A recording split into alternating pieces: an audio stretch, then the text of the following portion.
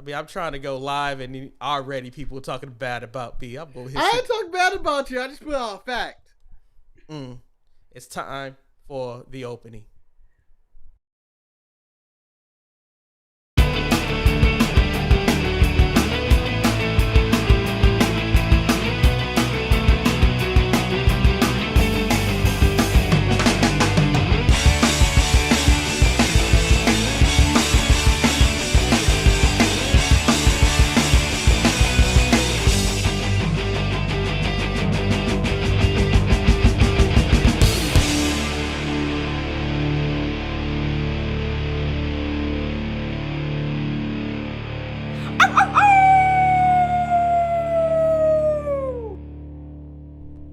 Welcome once again to another episode, more specific, episode 740 of the Sharpshooters Wrestling Podcast. I am Eric, the grown-ass man. I do not want to see you. I have no desire to see you. Lord Manny Hayes. I and Marcus still trapped in the Thunderdome. The grand finale. The only screen working there.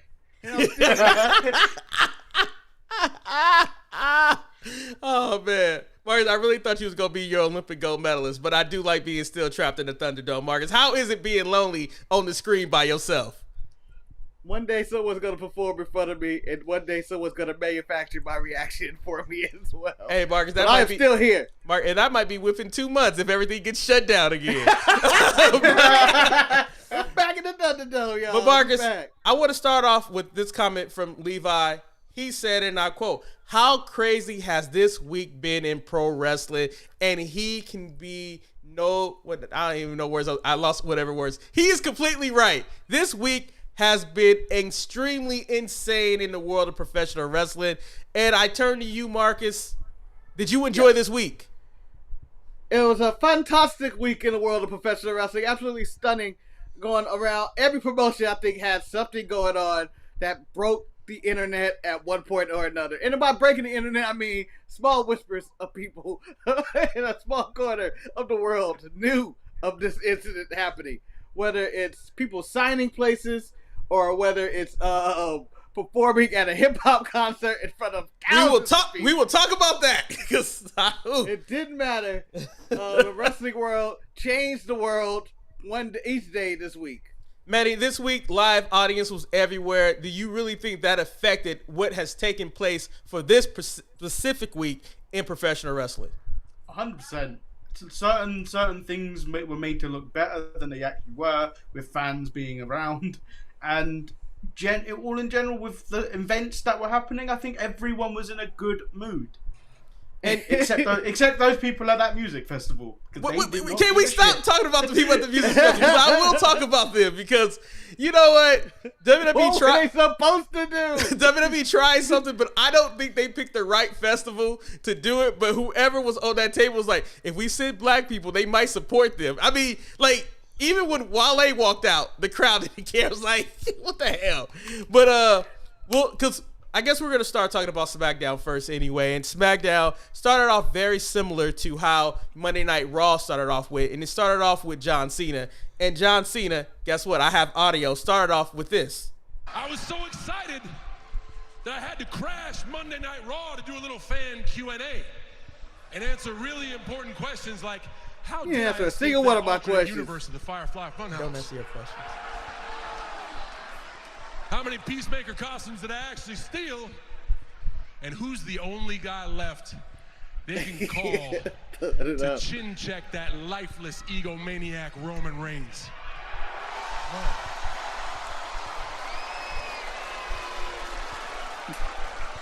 So yes, I came back to challenge Roman Reigns at SummerSlam for the WWE Universal Championship because SmackDown with Roman Reigns as its champion absolutely sucks. That's poopy. It's poopy. Marcus, you're still in the Thunderdome. I know that there are what have you done to this audio to make it sound like I have a dream? Well, because I cut out a lot. That's kind of how John Cena talks. They deserve to stand up and be heard. You all deserve to stand up and be heard. No more Thunderdome, no more screens. We are live and we are in But- your face. but John, I'm still here. Noise on each I'm still here, John. side of this arena. What you people understand, you see, SummerSlam is not just a match for the Universal Championship. No.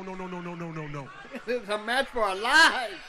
It is a chance America. for all of us In racism, to John. stand up for what we believe in. What do you believe in? AEW. You on? Are you on Team Jorts? Or are you on Team Cargo Oh, you put it Pants? all- Are you you put it all on together. Team Hustle, Loyalty, and Respect? Or are you on a team the fans always reject? Are you on Team Cena? Or are you on Team Roman Reigns? Speaking of Roman Reigns, where the hell is he? Wait. I think he knows that he I didn't realize we was can't gonna do the whole see segment. And after SummerSlam, he's going to realize that the champ is here. So at that point, it was one of those things where John Cena was talking for a lot. So I took all the audience response out because he got a lot of it. And Manny, you're right. At some points, it became like a motivational "I have a dream" speech right there. Manny, how did you feel about John Cena opening up the very first edition of Live SmackDown? This isn't the first edition of Live The second. SmackDown. The previous week was... This is the first. Bart, it don't count until John Cena's on the show, damn it.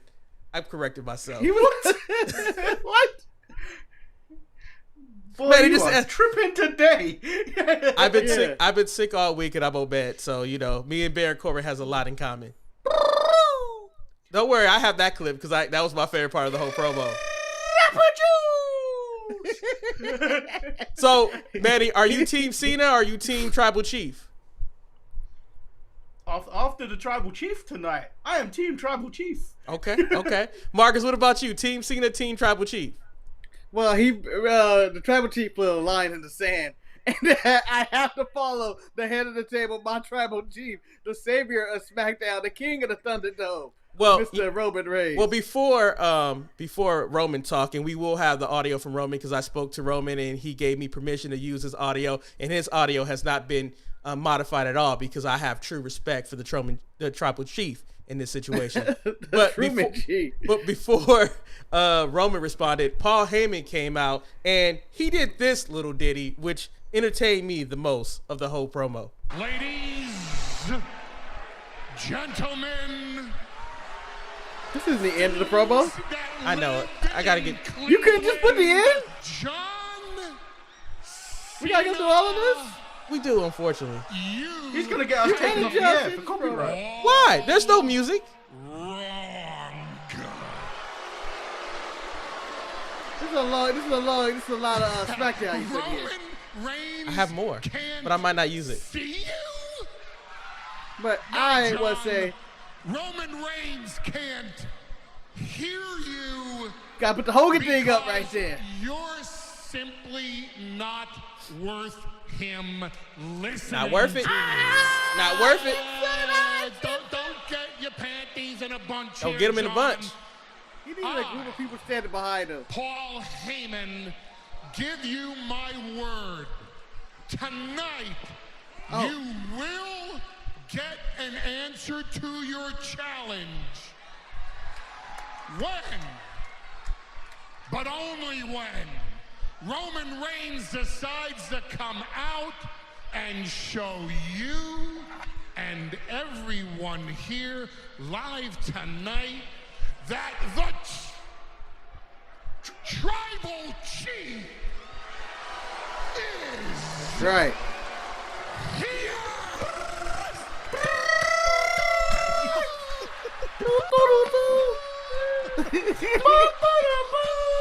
Marcus, you're a man who believes in disrespecting people and taking their gimmick. Marcus, how did you feel when Paul Heyman decided to see John Cena's theme music and walk off the stage? No. Honestly, He didn't walk off. He strutted off. He strutted off. He Watch did. that back. He strutted off. That was the most confident strut at the end of it. Knowing I just killed that promo. I just killed John Cena's music.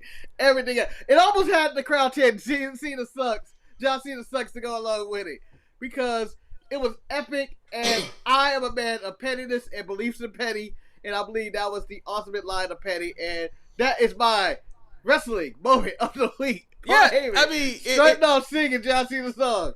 It felt really good because I didn't think Roman was gonna come out because he's the tribal chief. No one has called Roman out during the whole pandemic era at all. So, Manny, there was no doubt in your mind that Roman was not gonna come out just because John Cena told him to come out, correct? When does Roman come out when anyone tells him to come out? Remember, he didn't even come out for his match that one time. The tribal chief comes out when on the tribal chief's time. Yeah, it's on my time. Right, that's when I come out. So I want to address something in the chat room. El Luchador put, WWE needs to start building the star who is going to end Roman's championship run. I mean, I get what he's saying because they don't have anybody to do that, but allow me to put on my defense attorney suit and say that who is AEW building to take down Kenny? Because CM Punk. CM Punk. Or yes. But did I ask you? How dare you retort like that though? That is a slanderous comment, and they can say they built a Hangman Page or the Elite Killer. Okay, Elite Killer. Marcus, I ain't seen the Elite Killer kill anybody. He keeps getting killed. I was being facetious. But he ain't killed nobody and got beat up by Big LG today. No, because, I understand the comment. There's nobody there that really seems like they're going after Roman. But at the same time, Roman is probably the best thing going in WWE. And actually, when people step up, and as we had someone step up, which I think surprised us all when Roman gave his speech, I feel like I should play his audio, but we've had so much audio going on right now. But I want to give a little breather before we get to the Tribal Chief speech because his is kind of long. I mean, I like where they're going with Roman. I like that he keeps knocking people down because eventually somebody will step up. Who is that person? It's probably not going to be Karrion Kross. It's probably not going to be Keith Lee. But they're on Raw. Yeah, you named really the wrong show. That's the only reason why they're not going to step up because they are on Raw. Manny, could it be possibly Big E? Could it be Big E, Manny? Yeah. I'm talking like what's his name? Dawkins. Yeah. I'm okay with Dawkins' talk as long as it's not the only person whose talk I cannot tolerate anymore, and that is Ashanti the Adonis. I just cannot. Fuck that. Cannot dude, deal with that. Fuck dude. that dude. That dude right there. But talking about building up people, the Tribal Chief's ultimate opponent, I feel, isn't like I know you brought people from Raw, isn't on his show, but I believe the man I believe that most people want out of the title picture, Drew McIntyre Roman, has to happen after the draft. I believe. Has that happened anymore? It's happened, but like Roman cheated, didn't he? But yeah, Survivor Series. Yeah, it's not something I need to see right now. Maybe with the right build, maybe like if they cool off on McIntyre for a bit, because right now he's just been so shoved down our throats through the whole entire pandemic era of the Thunderdome era. It's almost like I need a break from Drew. But as the Tribal Chief said in his promo that will be played in a couple of seconds, that he's tired of seeing the same thing. I think. In essence, what I would like to see, I would like to see Seth Rollins. I mean, I thought Seth Rollins and Edge had they actually had my favorite exchange of the week when it came to promos that took place on SmackDown. But, with the King of the Drip, I don't need him and Roman going at it again for the simple fact that, they have their whole Shield business. That's like seeing Charlotte and Sasha Banks go at it. I've seen that a million times. I'd rather go for somebody new. Now, I know Finn stepped up to Roman at the end of the show, looking all small and shit, pointing his gun at somebody. And failing to mention that he just spent a course in NXT. But as Michael Cole said, he had a very newsworthy time. Yeah, very noteworthy time in NXT. Oh, but...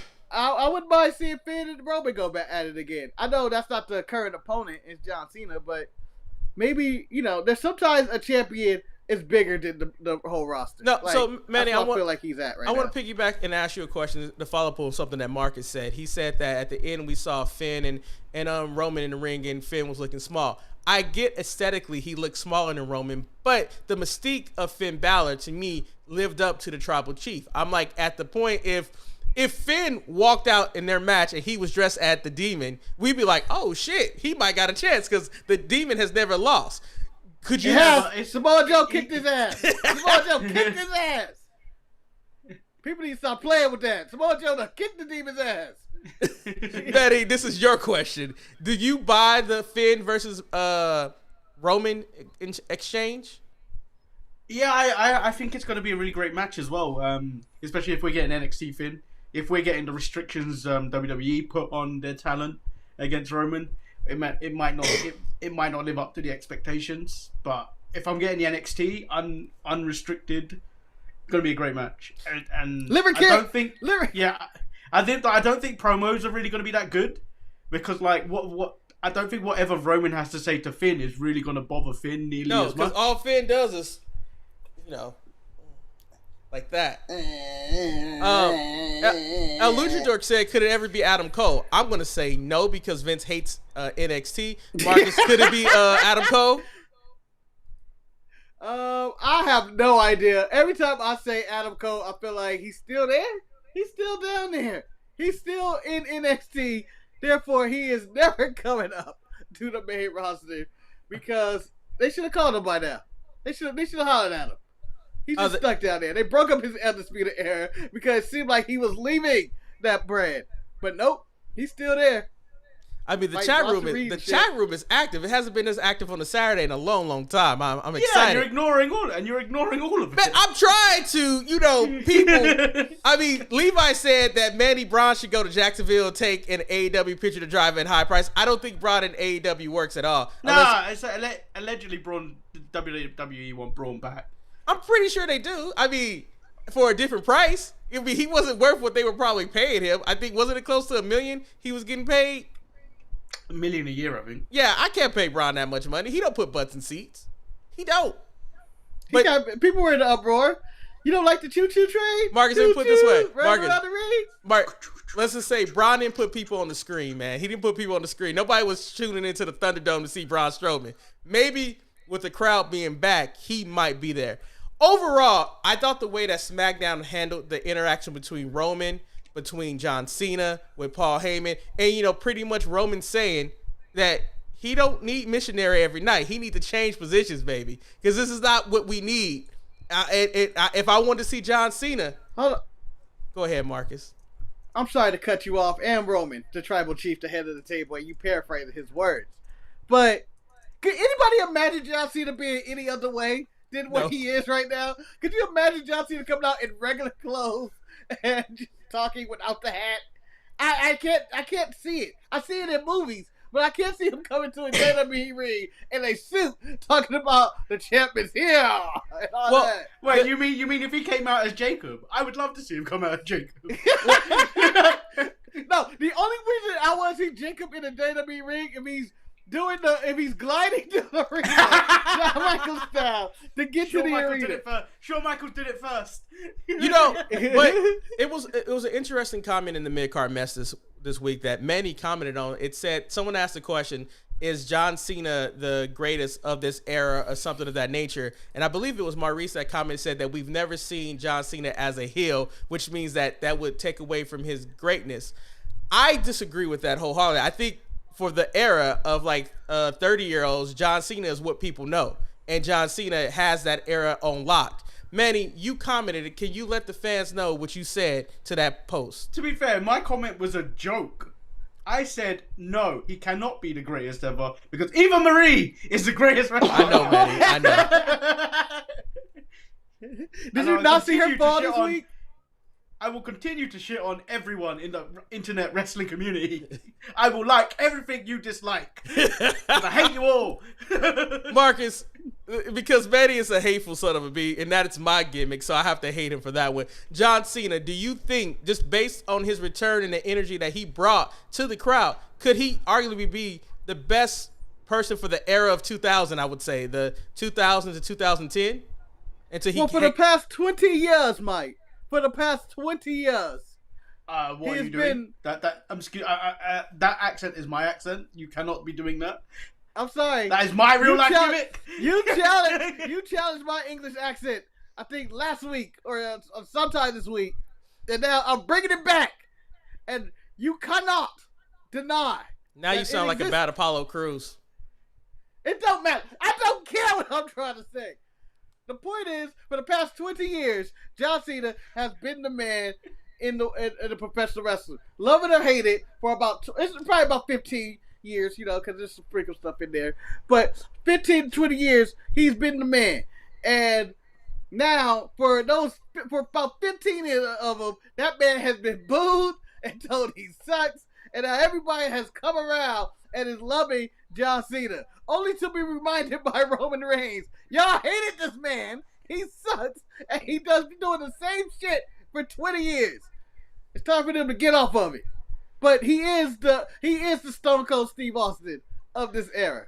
Okay. I think he transcends because he's become a meme outside of wrestling. When you become a meme, that is almost GOAT status in itself because you've reached out, much like The Rock, but The Rock isn't a meme. Well, he is a meme actually. Yeah, there's several Rock memes. That turtleneck is a meme. But like The Rock, he's become a meme to the casual people. That's how people know of them. If he showed it at that concert, at that festival, no people would have went crazy. You can't see me. Because he would have been a known figure in the hip hop community. Gentlemen, my whole track record is being thrown off. El Luchador in the chat room says WWE can't stop playing by the same old tunes. Bring back stars of the past and never build your current talent. Manny, how do you respond to that statement? Well, we just heard news of yes. CM Punk. So that argument is pretty much flawed if you're going to go on that status of AEW as well. That's every promotion. You bring in who brings in money. All right. That's what I'm doing. That's in every industry. I'm only making a Bill and Ted movie because I think I can get money out of Bill and Ted. But like you bring in those people. You bring in those people. Movies. You bring in those people as an investment because you think they're going to bring in people that may stick around to watch the people that are currently there. Yeah. All right. Next question from Levi in the chat room. Who had the better career, Cena or Triple H? Marcus, who are you taking? Cena by a mile. Manny, who are you taking? Cena.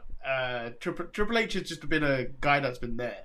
I would also agree with you guys. I'm taking John Cena. I think John Cena may be one of the most polarizing individuals in professional wrestling because the diehard wrestling fan who watches the AEW, who watches the NXT, hated John Cena. But the casual fan who Vince cared about was the ones who made his t-shirt sales go through the roof, the one that made him the star, the one who made him the cream of the crop.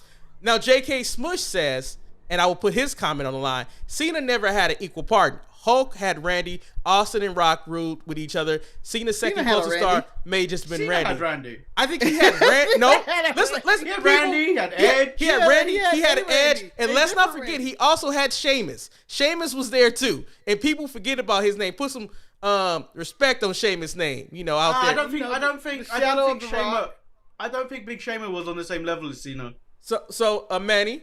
He just fell through a table one time for. El Luchador is rebuting what you said about Daniel Bryan Brian Danielson going to. He says that Danielson is different, is that he's willing to help build younger stars and put them over. Isn't that the same thing Goldberg did when he came and he lost? He put somebody over. I mean, we're splitting hairs at the same, but all companies are doing the same thing. The last time Cena came back, he put The Fiend over.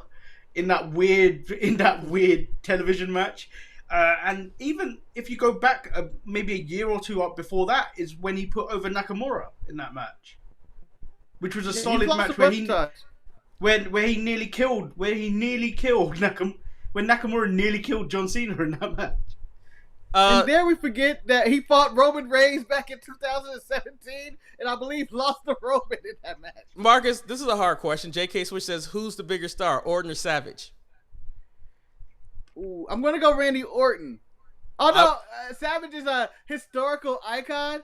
I think the RKO memes and stuff that goes along like that might, and the longevity of Orton might overshadow Savage. That's a tough question. As much as I hate this, because Randy Savage was black and he was my uncle growing up, Randy Orton is my pick. Randy Orton is one of my favorite wrestlers, and he may be atop of my top 5 list. I think he may have supplanted Shawn Michaels at the top, and he might be number 1. Is Matt Hardy and Benoit still in that list? Matt Hardy and Benoit have been removed from the list. They have been removed. Yeah, but Manny, Orton or Savage? They're in his Hall of Fame tier now. Manny, who you got, Savage or Orton? I've got Orton. Savage may be the reason I broke my arm. But Orton has revitalized my joy of wrestling a number of times. I mean, I think when it comes to Randy would have a more... Which Randy? Randy Savage. I mean, sorry, Randy Orton. I got it confused. I think if Randy didn't print so much money and he never had that unfortunate thing where he had to become a face and he would have stayed bad guy his whole career, just like John Cena stayed face his whole career, he would be more legendary. But, but Levi makes a counterpart, Marcus. Savage was a bigger star than Orton. Savage was in Spider-Man. That is also true. Orton was in 12 rounds 3. Orton was in that terrible film where he wanted to go to the papers. I can't remember what it was called. And Harris is in there. So, overall, we have become derailed, and I think I love it when we're derailed. Do you guys like the slow burn before we get Cena and Roman with the little mixture of the Fiend in between? Manny, I'll go to you first. The Fiend? I mean, sorry, Finn Balor. Finn Balor. The Fiend. I didn't hear the question. Not the Fiend. I said that, do you like the slow build that we're not just getting the match between the Tribal Chief and John Cena, that they're throwing Finn Balor in between to try to make it seem like this is going to take a slow burn before we get it? Yeah, I feel like there's it's a month till SummerSlam. I feel like you need something in between to because I would like to see Finn and Roman at SummerSlam. That would be a better match, I think. But what? I disagree. Yeah. Well, Marcus, Manny, let's let Marcus disagree. Go ahead, Marcus. Why do you disagree? Finn and Roman I don't think would be better than John Cena Roman. Just and I'm making a word up here, the epicity. The epicity. The epicity of Roman and Cena beats any moves or whatever they can do with the Tribal Chief. I don't believe Finn can beat the Tribal Chief. I believe Cena has a chance to beat the Tribal Chief. The epicity beats it out. So, that's not even a real word. But do you? It's a word. It's an argument, though. It was Marcus, argument. Can I ask a question to you though? But do you think that Finn will play a role in getting the match to take place between John Cena and Roman Reigns? Because Roman Reigns said he ain't about that old shit, man. He ain't about that old shit. He needs some variety in his life. No, he don't want to do the same thing over and over again. No, but it's not. I think Finn is a tease. They may fight on SmackDown to build, whatever it is, but. You ain't main event the SummerSlam unless it's Cena and Reigns. And I don't want a triple threat either. Finn can go away. I don't need Finn in this match. I think you talk about Finn like that. So El Luchador man, he says he's sad they are feeding Finn and Roman so soon. Do you think that Finn is getting fed to him too soon? Because I kind of feel that this gives Finn a little bit more credibility because he just went and attacked the biggest guy in the yard right now. I mean, he showed up and said, hey, you know what? I already beat up Sami Zayn early in the night, but I want you, Tribal Chief. I want to kick your ass. Can you kick mine? It makes you look good, but then when you get your ass handed to you, where'd you go from there? So he is right in that sense. It's like, where'd you go from there if you get beaten? Well, you challenge again tomorrow. This is WWE. You could home do of the rematch. Well, Manny and Marcus, you can do what Edge kind of did. He transitioned from fighting after Roman and chasing the gold to going after the King of Drip, as Marcus likes to call him, Seth Rollins. And I thought the crowd and the energy that they delivered, and Seth Rollins to me was excellent in this whole interaction between him and Edge. He came out almost as if he was like a Southern preacher preaching the gospel, to the point where he was like, oh, thank you for letting me get into this ring, Edge, because I got so much things to tell you. Edge promised that he was going to bring back the old Edge, the Edge that was trained by the Brood, trained by the Ministry, and all this stuff to get rid of Seth Rollins, the King of Drip. Here come out the Edge that team with Hulk Hogan. I don't know, Marcus. We're not going to have that. That one was a little racist. And he said, Marcus, and I He quote, learned his best stuff from the. he said, and I quote, that, when they fought the one time before, Seth Rollins held back. He didn't have that killer instinct. Seth said he does have that killer instinct, and he's going to break his neck. I enjoyed this promo. It was my favorite promo, Marcus, and it's the match I can't wait for on SummerSlam. How do you feel about the interaction with Edge and Seth on SmackDown? I thought it was good.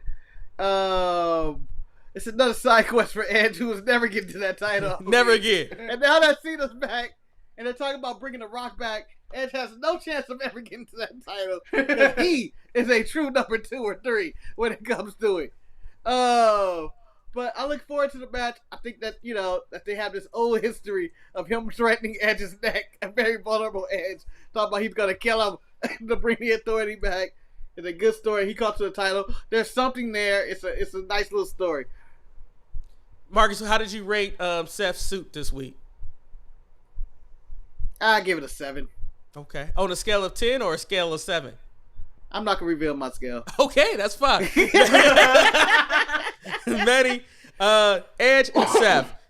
I believe this could be the match that steals the show at SummerSlam. Do you like the build? The crowd seemed to be really involved with these guys. What did you like about this? I like the fact that Drip Rollins was just throwing out straight facts of his neck. Of his neck and all this other stuff, and the fact that Edge was even wearing Jordan 3s, and it still didn't make me want to help out Edge. I was like, I'm Seth Rollins all the way. It's so good. The promo was so good. I feel like the crowd was on Rollins' side at one point. I feel like he turned. They were all on it. They were all on it. Yeah. It was only because he mentioned the Brood and the Ministry of Darkness is where people were like, yeah. Yeah, but as J.K. Smush said in the chat room, what trade did Gangrel give him? I mean, it's not much. Coming up from fire. Man. Biting necks. I already told him. Biting necks. And he also gave him soothing skin techniques with the bloodbaths. That's right. He did. Levi says Edge is starting to become Christian. I think they're like two of the same. They're just on the same path. The only thing we don't have is Edge versus Jeff Hardy, which I still think we should have the petty match of the year with that. But honestly, I mean, you may say Edge becomes the new Christian. Christian matches in AEW, not to throw it down, they've been good, but I feel like Edge matches in his return have been better than good. They've been epic, whether it's the greatest wrestling match of all time or his match with Roman. They've all been really good and exciting, and you don't know what's going to happen next. And then, there is some weird finishes, but I feel like he's not Christian yet. Christian's the number 2. He's my sidekick. Christian is like watching Robin save the Gotham City. I need to see Batman save Gotham City, and that's an Edge. Both powerless, by the way. So, I thought that John Cena, Roman Reigns, Seth, Edge, I thought those were the positive moments of Friday Night SmackDown.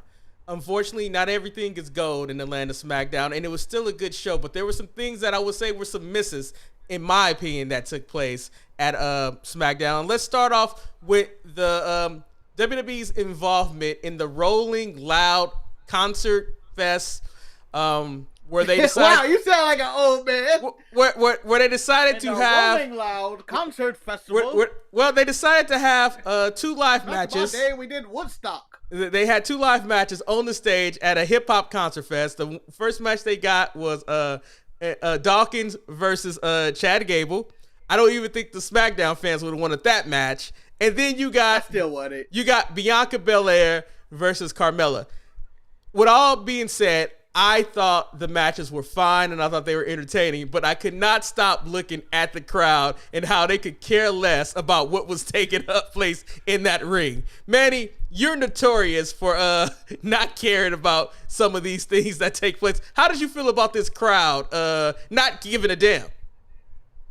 Well, They could have thrown Natty out there and got the same reaction. I don't know why they left Bianca Belair. I don't know why they sent Bianca Belair over there. They're black. They should. I don't care. They should have just sent Natty and Tamina there and thrown and had nothing match there, because that's what you were getting from these people. No response.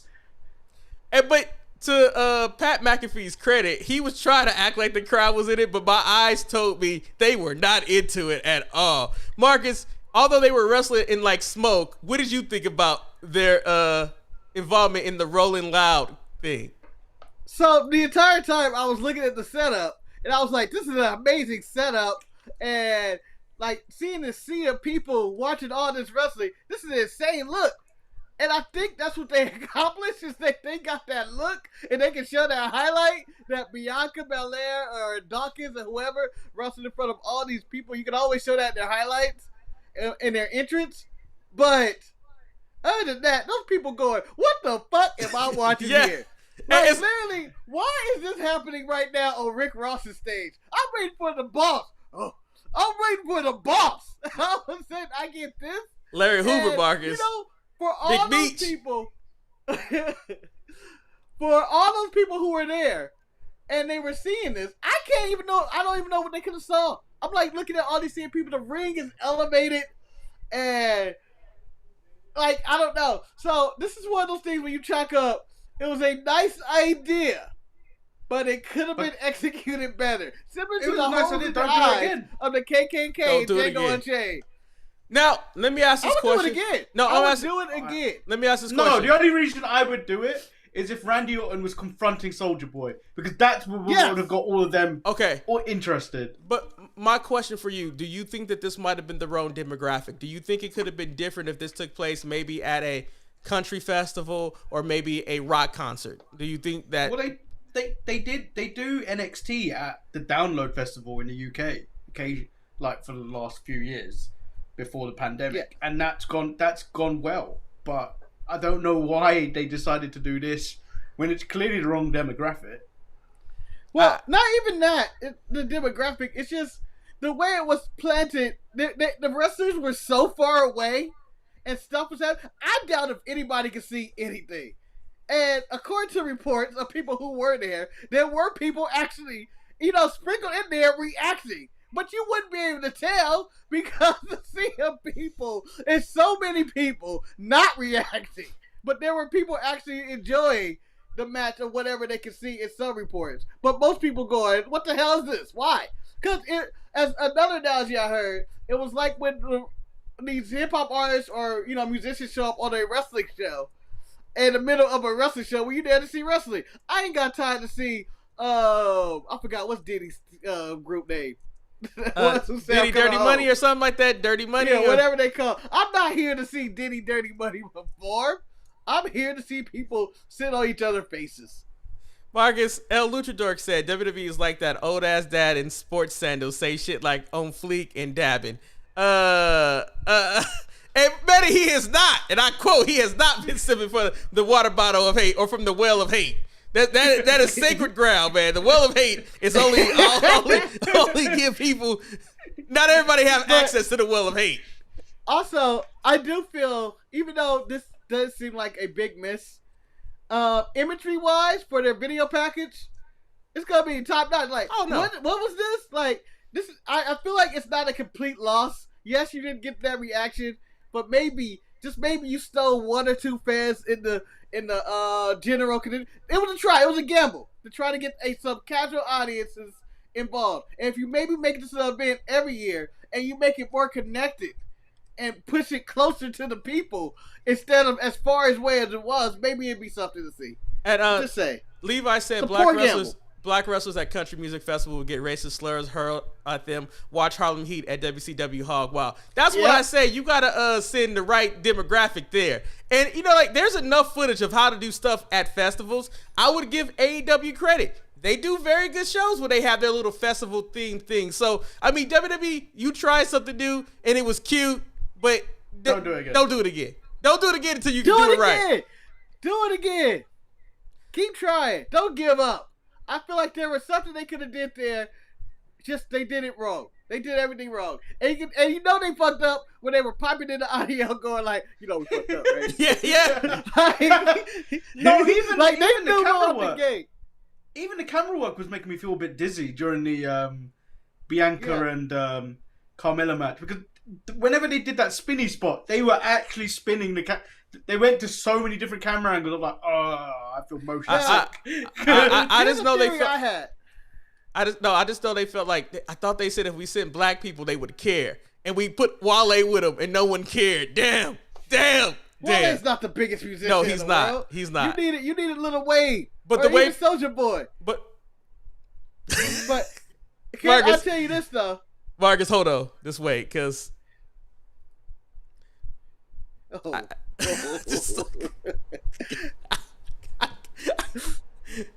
can't. I don't even need it right. Against who though? Who are you putting him against? You can't say that and not say his opponent. Hulk Hogan. You know who his opponent is. Leon Ruff. But what did you say, Marcus? We can get behind him. Do you think the show would have been different if they would have flipped it a little bit? Because they did 2 shows in 2 different venues. And the people in Cleveland would have felt cheated if this would have happened. But if John Cena were to come out on the Rolling Loud stage and cut his promo and maybe do a little something for the people as opposed to Cleveland, do you think people would have cared? Or if Edge would have came out? I think think threw an Undertaker in there. I think if John Cena came out, yes, the crowd would have went crazy because people know who John Cena is. I think the unfortunate thing about a lot of the people who were put on stage is that although in the wrestling community, the Street Profits, Gable, Otis, Bianca, Carmella, they're not known nationwide. People don't know who these people are. And I think that sometimes as wrestling fans that we feel that our bubble is not a bubble, that we're more saturated in the real world, and we're really not. It is our bubble that we live in. Manny, do you have any response? You could have threw Rey Mysterio out there. He might have got a pop. No. Nah. The only way I'm taking Rey Mysterio there is if Roman Reigns is throwing him into that crowd. So what they needed to do, like if they really want the big pop, they probably need to have like, this is where you calling your boy Bad Bunny to show up and he comes out with somebody, and then that way that makes it a bigger, more involvement and more crowd interaction at that point. But they were so far away from the crowd. You just got to be with the crowd. They were so far away. Like, I don't know how you're supposed to do that in a segment. Like, even the musicians who do a show, you have a microphone. You can barely see them, but at least they have a microphone. They're talking to you. Bianca and Carmella and them just kind of came out. Although, apparently, they got the largest reactions of the night, and Trae Young did as well when they announced that they're coming to Atlanta New Year's Day. This is the first time. So they got some reaction. They got something. So, something else that disappointed me about SmackDown, and I'm going to go to you first, Manny. I did not like the disrespect that Big E took. This is a moment that I was waiting for, to hear Big E talk about his Money to Bank victory and things, and then he got interrupted by every low-level budget person on the roster. I mean, true. I thought you were an Apollo fan. I thought you were an Apollo fan. He got no reaction. Zero reaction. Zero. Apollo! He got the natty reaction. I'm tired of him. I got so angry when I saw his face.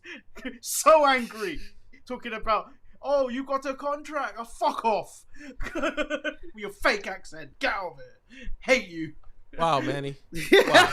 Damn. At least the hate. That's pure disrespect to my boy Big E. Pure disrespect to my boy Big E. But he wasn't the only one that disrespected. We had the Dirty Dogs come out. Then we had here we got came a reaction. They got a bigger reaction than Apollo. I would say Dolph Ziggler got the reaction. Robert Roode is just there by Sandy. I mean, I can't argue semantics in this one. I don't think anybody cares about Apollo Crews. I don't think he's done anything to the live audience to get some support. So I think the reaction for Apollo was, I just wanted to hear from Big E. Yeah, because I just wanted to hear from Big E. I didn't need all this other drama going on with it. I wanted to hear from Big E. I wanted to hear what his intention with the Money in the Bank briefcase is about. Is he going at the Bobby? Is he had to go at the Roman? I just want to hear a serious wrestling promo from Big E. I'm not Langston no more, about what he's gonna do with the briefcase. Marcus, did you feel robbed that you didn't get that moment? feel robbed. Yes, I feel stolen. Did it make you hate? Did it make you hate Apollo more than you hated him before? Because he's the one that started the interruption. Well, I groaned when Apollo came out because I was like, we're still with this Apollo shit. Because this has been going on forever. Ever. I'm done with it. Yeah, and he's the one that seems to be keeping it going. It's not like Big E cared about it towards the end. He might be the Nigerian Prince of Petty, man. He's on this petty bullshit because he was like, yeah, you might got that contract, but I still got this championship that I beat you for. He's still living on his one great victory. That nobody is going after his own championship. I mean, the thing, Boogs coming out. All it takes is Nakamura or even Finn to decide, you know what, I think I want to take this title from Apollo Crews, and it's over. That's all it takes. And then it's over. Back to catering for you. Catering it is. What would you be having? The Kung Pao chicken or the bologna sandwich? Marcus, those are two different things. Why man. is he going to eat stereotype food? Why is he going to eat stereotype? What's wrong with Kung Pao chicken? Not stereotype food. For Apollo? Yeah, man, you go to his house? Yeah, my mama done cooked me some Kung Pao chicken. You want some? No. But ain't happening at Apollo's house. Overall, the bologna sandwich just the only thing that came up with a sandwich. As a whole, though, did you guys enjoy SmackDown? Did Marcus, I know you had already predicted on the Untitled Manny and Marcus show, which airs on Tuesdays and Thursdays at 11 a.m. Pacific time on the YouTube channel. You predicted that SmackDown would be You're not going to give the other time zones where we're on. I don't know the other time zones, so people have to do the math. It's on 2 YouTube. p.m. They can watch Eastern, it live, whatever. 7 p.m. British time. English time. Yeah, exactly. You don't even know your time zones, Manny. You don't even know. You don't have BST stuff. And technically, Manny, at this point, we're supposed to be enemies because the Olympics is going on. It's all about USA. Yeah, but your basketball team can't even get it together, so we'll just leave it. They will. Do you guys even have a basketball team? Probably, but I don't care about the Olympics. I think Ricky Hatton is on one of his basketball teams. But Marcus, on the Untitled Manny and Marcus show, Anthony Gogo, who's blind, Ricky Hatton. Marcus, you predicted that SmackDown would be the #1 wrestling show. Marcus, does that remain true in your rankings of wrestling shows this week? I'm still going to give it the #1 spot of the show. For one, I'm going to say this. This is the best, even though it didn't work, and it could have been executed better. It's the best WWE 2-arena show they've ever did in their history. Because they have a horrible track record of that. And two, I thought the price of admission of John Cena, Roman, and was worth the price of admission. The storyline continued. And even the Edge and Rollins and stuff. My rankings were, I thought SmackDown was the best show, followed by Dynamite as #2. #3 was Monday Night Raw. This is 4. 4 would probably been Impact, and #5 would have been NXT. NXT didn't give me anything this week that I needed. I feel like all the shows this week didn't really give me much. Like, Raw is my second show. Raw is my second show. Yeah. That's how bad the week has been, I feel like. But, Marcus, because Raw felt special. But if you want to talk about weeks, Money in the Bank ain't been topped. But Manny, Marcus talking about bad. I don't think it was bad. I think it's just that we didn't get what we all wanted from each show. We got little nuggets here and there. Would you think that's a more correct assessment? All the shows this week weren't bad. They're just, if you took all the good parts, you'd have an amazing show. They all had elements where they missed quite a bit, or they just didn't bring it. Like NXT just didn't bring it this week. Well, I think they had the drama, but they didn't have anything else. No, Marcus. NXT was dead in the water because of what happened on Monday Night Raw. When I saw Monday Night Raw, Marcus, and I saw the NXT champion come out, Karrion Kross, come out with his gimped entrance, and I said, "This is not good. This is not good whatsoever. This is bad for business. This is really bad." And then when they told me who his opponent was going to be, Jeff Hardy, and then they showed me when Jeff Hardy achieved his goal of becoming champion, I was like, "This is really not good. This is not good at all." And then less than 2 minutes later, writing on the wall. You see it? I saw it. Yeah, Marcus. Once I heard Jeff Hardy's old music, I said, "Oh shit, this is really, really bad. In less than 2 minutes, Karrion Kross was killed, and he was defeated by a babyface who cheated to win. He cheated to win, and the fans ate it up. And I don't give a damn what type of shit you're saying that, oh yeah, you got to pay the toll. You got your ass beat. You got your ass beat, Karrion Kross. And for that, were the worst loser this week. And it's not even your fault. And according to reports, it has trickled down to the life of Karrion Kross, in which, spoiler alerts, not too much, Karrion Kross cuts promo on NXT, whichever, the next 2 tape shows, and the crowd is chanting Hardy at him. This man is apparently allegedly they had to record that segment 3 times. But because of the fans. Since we're in our alleged mode, Marcus also told me allegedly that people in the locker room can't stand him right now for when he decided to talk about. He has heat. He has Marcus. I like to say when you have heat, people can't stand you. When he decided that he would talk about the size of Adam Cole then decided to talk about how he can't wrestle, and he got upset. Man, it's a clusterfuck going on at NXT, Manny. But there was also a report coming out that people like Adam Cole, Johnny Gargano, Finn Balor weren't happy with what happened to him on Raw because they spent like weeks making him look great in their matches. Yep. Like making him look like the fucking monster that he was till he got destroyed. Till he had his balls cut off on Raw. and then he tries to get his balls back by choking out William Regal, which I don't think does it. It doesn't do it at all. We all saw what happened. Can we all say something right off the bat? And I'm going to say, Vince McMahon and every wrestling fan looked at Karrion Kross and was like, he ain't that special. And then the wrestling fans saw that Vince had the exact same response as them. And their response is, Vince, you man went too far.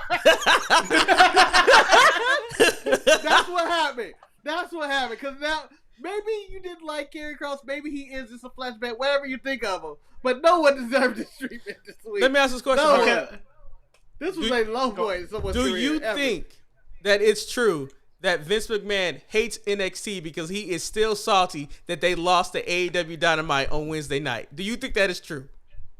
But the man loves money. I don't think he cares. I don't think he cares about NXT. In fact, I don't think he cares about AEW until he says CM Punk going over there. I tuned in to see that response. And then he goes, okay. So, Manny, you shook your head. Do you think that kind of seems like his mentality? What about you? I don't think he's mad about NXT AEW. I think he still views it as developmental. I think that's the honest thing. I don't think he just views it as developmental, so he just does not care about it or wants to give it the time of day.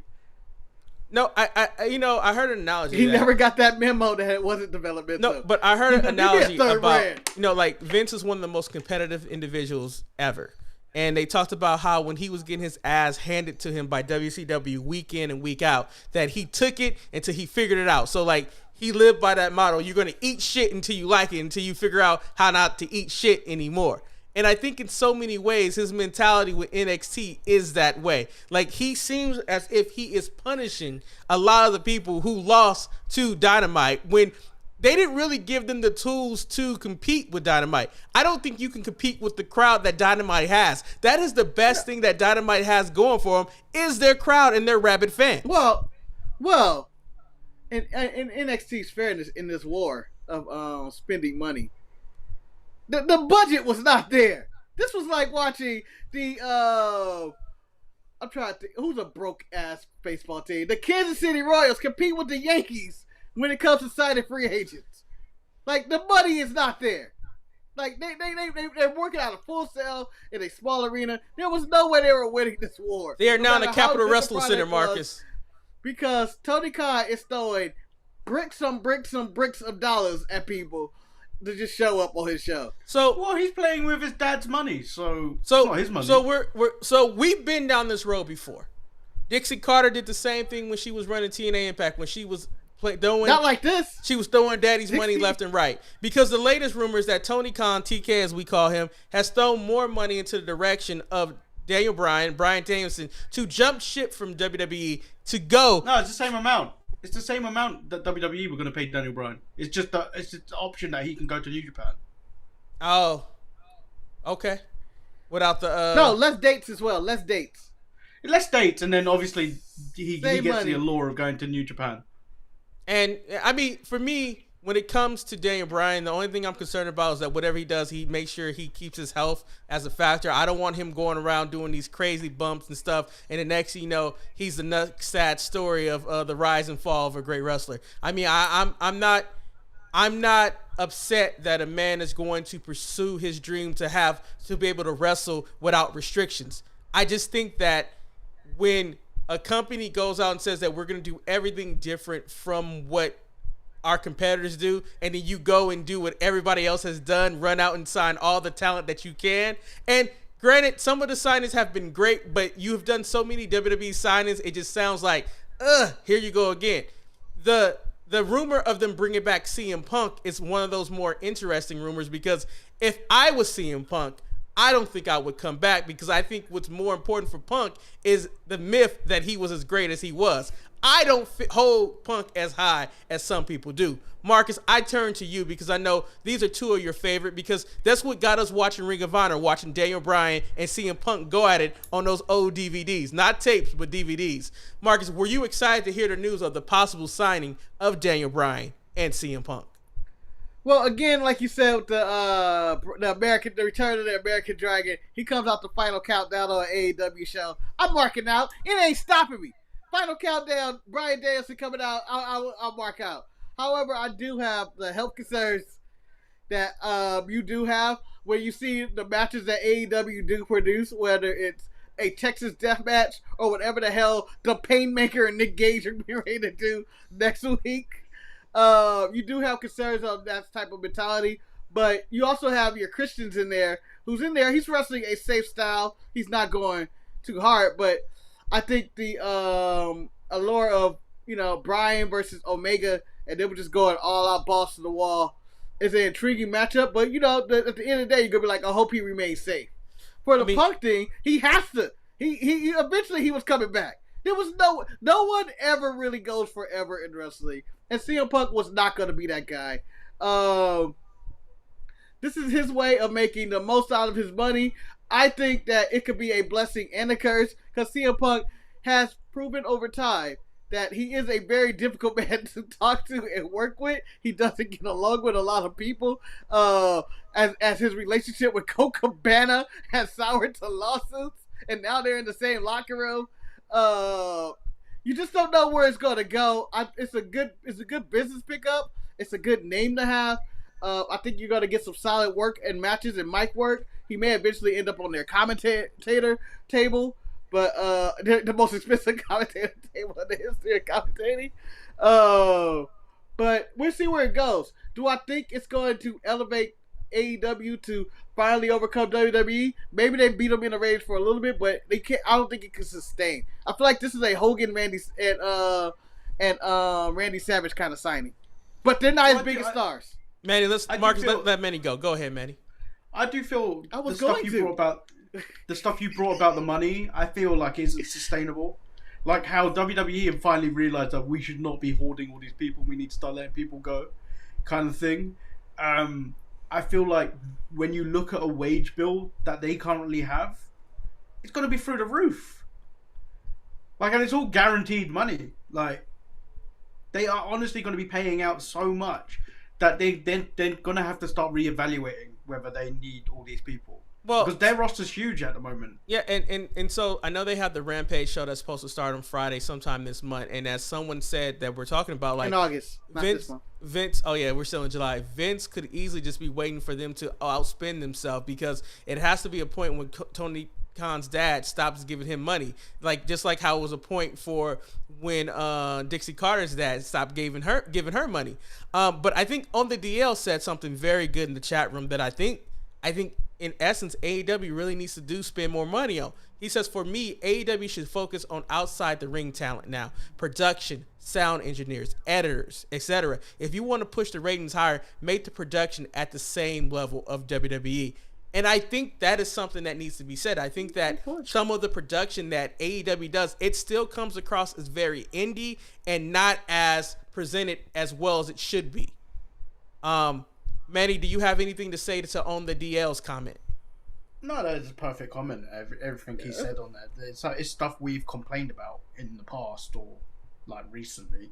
So yeah, I'm very much on sound problems. Like I get really frustrated when I hear The echo. when there's echoes and weird stuff like that. So yeah, he's 100% correct that they need to start focusing on things to make their television show better, rather than just throwing in talent. Because you can put all the talent in there in the world. If you produce a terrible show, overall, like if it looks terrible, it looks shit, it sounds terrible, you're gonna turn off. You're like, I ain't gonna watch this shit. Well, there are the turnoffs of AEW that, you know, if I'm trying to steal viewers, and what I need to do is say, and even for the people who weren't alive to look at AEW and say this is WCW, it's, you know, WCW had their perk, but it does have the stigmatism of, oh, this ain't shit because it's WCW. And when you see 50-year-old chubby Chris Jericho in the ring, huffing and puffing doing a match with Shawn Spears, you go, I don't think I need to see this. This is where the washed up WWE guys go, because you're gonna have that. Now, I'm not saying that's what AEW is. I'm just saying you're gonna have that stigmatism when you have stuff like that, or the bad editing, like Wendico said in the Pride and Powerful press conference with FTR, where you go like, what the hell is this? So they do need to up their game up on little things like that. And what you gotta do is all of a sudden you gotta erase the stigmatism. This isn't a WWE knockoff, which is gonna be, it's almost impossible to do in the modern time, because every NFL thing, if we were in XFL or the athlete, or you're the Big Three, or whatever these other sporting leagues do that isn't the NBA or NFL, because the WWE is a brand. They are the wrestling right now. Marcus, I disagree with you, because I think AEW is doing something to try to set themselves across from WWE with their use of death matches and things of that nature. That's something that you will never get in WWE. But my question for you and for many is that the one thing I would say that the strongest thing going for AEW right now is their fan base. Their fan base is rabid. They are supportive. They champion around their product like it's their life. It's the blood pumping through their veins. At the same time, I feel that there's a point where TK is spoiling the fans so much, where he keeps giving them surprise after surprise after surprise. When the surprises stop, will the fans turn on him? It's kind of like having a spoiled child when you keep giving them candy over and over again, to a point where the kid is not going to want the candy anymore and they're going to want something else, and you may not be able to provide that, and then they become bitchy and moany. Could you see that Daddy, happening? I want the Ferrari. I want the Ferrari, Daddy. I want the Ferrari. Manny, could you see that? Why can't you give me the Ferrari? Can you see that happening to the AEW fans, where they get so burned out of these promised surprises and stuff like that they just don't care anymore? Well, there's that, and then there's also, you're giving away a lot of stuff for free, like Marcus said last week. Where why would you have them buy your pay-per-view, which you only have like 4 a year anyway, when you know you can get it for free at some point, and they also need to have this weird happy medium between like rematches and stuff, because like you telling me on new matches, I don't want to watch half those new matches. I don't want to watch Kenny Omega, Joey Janela again. I mean, and then throw me Kenny Omega versus that other kid. No, and Kip Sabian or something. I don't want to watch that. And this is one of those things where I feel like that they don't have that true what they need to do yet, because like you said, like I want AEW to be that fresh and new place to go where you see new faces and new stars. MJF has been like, He's been in limbo for God knows how long, that they keep putting him in meaningless feuds where he's not even ever pursuing any type of championship. I mean, like, technically, his feud that he's doing with Jericho is almost the exact same feud that he did with Cody Rhodes. And it's like, when is he going to be put into the title picture of maybe even the TNT championship or even the AEW championship? It's just like one of those things where, what do you do with the Jungle Boys in the company? What do you do with some of the younger talent that you have that no one has seen in other companies before? Like, what do you do, Marcus? What can AEW do in this situation? What do you mean? They can just do what they've been doing. You know, sprinkling in the young talent, the old talent. Like, what they do is they have done good work with, you know, the Darby's and MJF of the world out there. They're featuring them and a little sprinkling a little Hangman Page. But I just feel like they need to focus on those guys more. And I know the Punks and the Bryans are gonna bring in the views, but you need to say, hey, I'm here. I showed up for a Punk and Bryan, but I'm staying to see the Hangman Page match. And I don't know if that's gonna happen in this company, because I think egos are eventually gonna get in the way. Eventually, somebody's gonna go, I'm not taking that pin to fucking Jungle Boy, and it's gonna be a problem. I feel like that's what's gonna be a problem, because now they're bringing in outside people who aren't their friends who they've known over the years. Bryan Danielson may not be a problem, but CM Punk may come in there and was like, this is fucking stupid. I'm not doing that with Jon Moxley. That's fucking garbage. I can see him doing that right off the bat. So, yeah, like that. So let's talk about the very first match that happened on Dynamite. And that first match was Chris Jericho versus Sean Spears. I think that's his name. The chairman, right? Sean Spears? Ty Dillinger is what his mama named him. Okay. So this was a match, and for what the match was worth, it was a fine match if you care about the people involved. And I mean, it's a typical AEW match where there's a lot of outside shenanigans and whatnot, and it's the first stage that Jericho has to go through to get to MJF. Favorite. And I mean, the finish where he's in the walls of Jericho and he grabs the chair. The match was there. I get how someone can like it. It was whatever to me. Manny, what did you think of the opening match?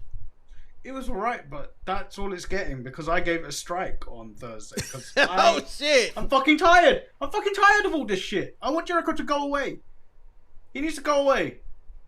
So all him in as many as break. So I've Manny, stated numerous times since November, he needs to go the fuck away. So Manny, from what I'm understanding from you is that next week, when everyone seemed to be extremely excited that the Painmaker is coming back to face Nick Gage, someone who I don't know. I mean, no one cares about the Painmaker. I think people are excited.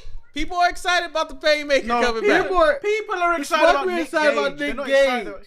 They are not excited about Chris Jericho being the Painmaker.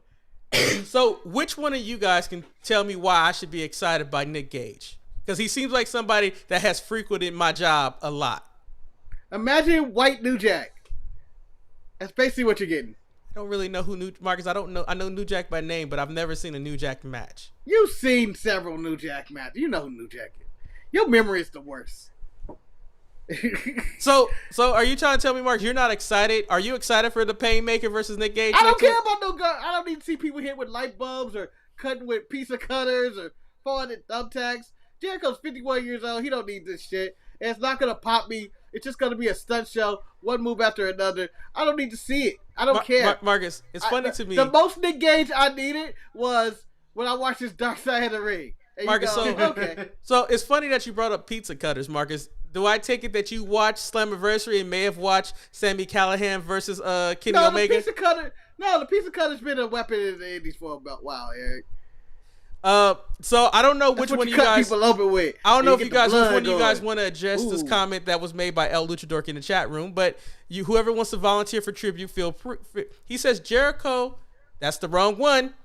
Jericho is a 1,000 times better than Goldberg, but he is certainly past his prime.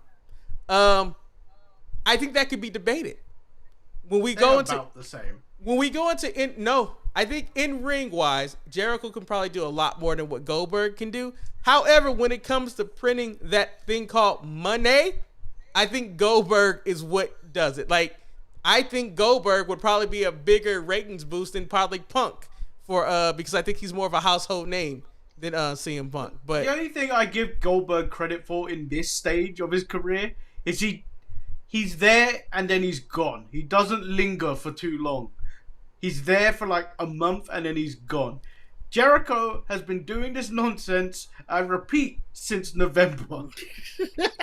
So and I am being lenient. Council, and something is going bad in the community, and Manny has just got it. He's just had enough. We have allowed this old man to run rapid in the community for this long, and we have to stop him.